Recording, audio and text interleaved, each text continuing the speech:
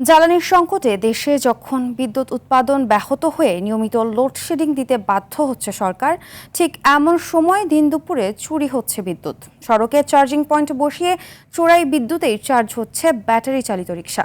সিপিডির প্রতিবেদন বলছে, প্রতিদিন জাতীয় গ্রিডের ৫%-এরও বেশি বিদ্যুৎ গিলে খাচ্ছে এই বাহনটি। ভুক্তভোগীরা বলছেন, বিদ্যুৎ বিভাগের যোগ সাজেশেই চলছে চুরি। হরহামেশা এমন চুরির বিষয়ে সংবাদ মাধ্যমে মুখ লুকাচ্ছে বিদ্যুৎ বিভাগও। বিশেষজ্ঞরা বলছেন, সরকারের উদাসীনতায় এ সংকট। মোহাম্মদ সাইমের রিপোর্টে বিস্তারিত। সড়কের পাশ ঘেঁষে এভাবেই গড়ে উঠেছে ব্যাটারি রিকশার চার্জিং স্টেশন। খাম্বা থেকে লাইন নামিয়ে সড়কের নিচ থেকে পার করা হয়েছে এসব তার, যা বৃষ্টিসহ রাস্তায় পানি জমাট হলেই ঝুঁকি থাকে বিদ্যুতায়িত হবার। সরকার যেখানে বিদ্যুতে ভর্তুকি দিচ্ছে, সেখানে একদল চোর চক্র কিভাবে বিদ্যুৎ চুরি করছে সেটাই আমরা দেখাচ্ছি।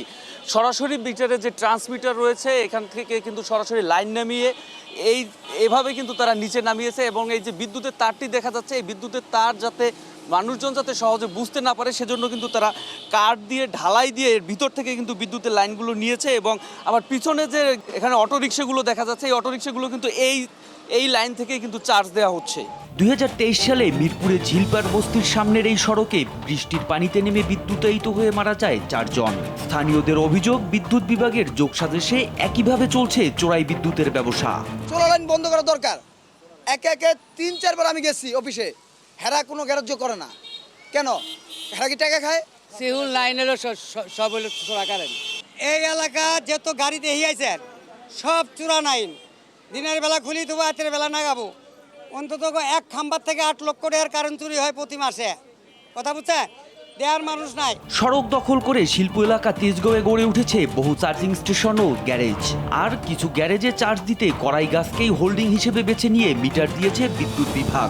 কোনো জায়গায় পিলারের সাথে আছেন, কি গাছের সাথে তো দেওয়ার কথা না। গাছের সাথে দিতে কিনা আমি জানি না, আর তাও জানা নাই। যদি এরকম থাকে, সেরকম কিছু পাইলে আমরা অবৈধ হিসেবে এটা চিট করি, করার পরে হয়তো জরিমানা স্বীকার হয় তারা। বিদ্যুৎ খাতে এমন অনিয়মের বিষয়ে ডিপিডিসির পরিচালক নূর আহমেদ দেন গণমাধ্যমে কথা বলায় মন্ত্রণালয়ের গোপন নিষেধাজ্ঞার দোহাই। তো আমি পার্টির সাথে কথা বলার জন্য স্পোর্টম্যান না, আমরা বুঝছেন, আপনারা তো ভুল জায়গায় করতেছেন। আমাদেরকে বলা আছে আমরা কথা বলতে পারবো না।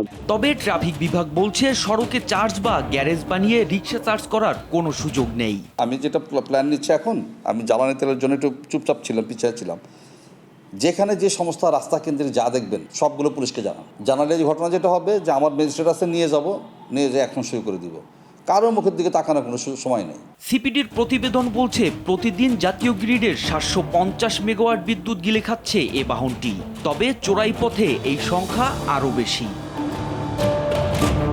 এমন বাস্তবতায় বিশেষজ্ঞরা তাগিদ দিচ্ছেন, লাগামহীন এই বাহনটি নিয়ন্ত্রণে এনে চার্জিং সিস্টেমে পরিবর্তনের।